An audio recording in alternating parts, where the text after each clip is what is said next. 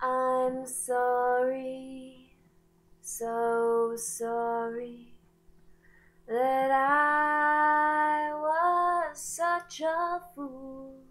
I am sorry. Three very simple, small words that sometimes are the hardest things in the world to say. Not too long ago, well, longer than I'd like to admit, I was an angst-riddled teenager.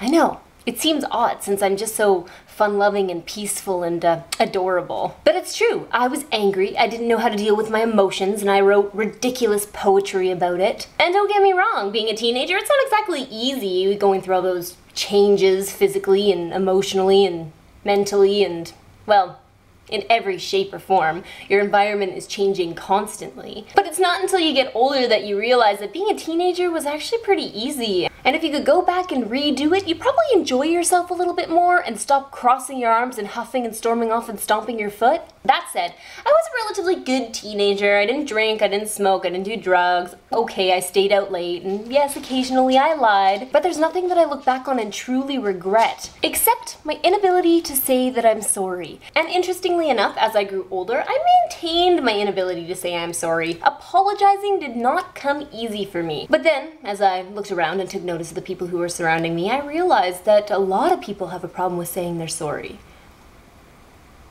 Especially for big things.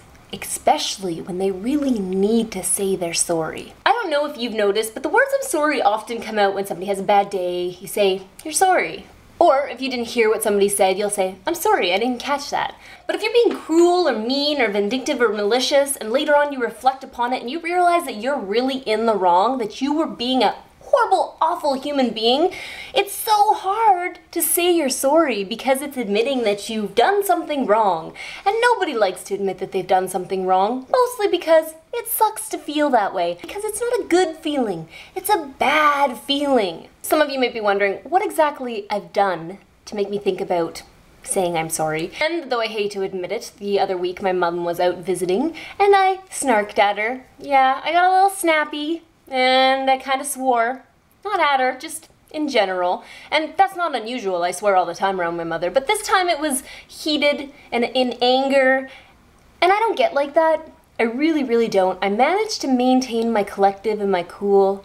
And I do have that just let things be sort of type of attitude, but things had just been piling up and piling up and piling up, and I snapped and I snarked at my mom. And I'm not a teenager anymore, and I felt really bad about it. But there's good news, because after all these years, I have learned to apologize. And I did so.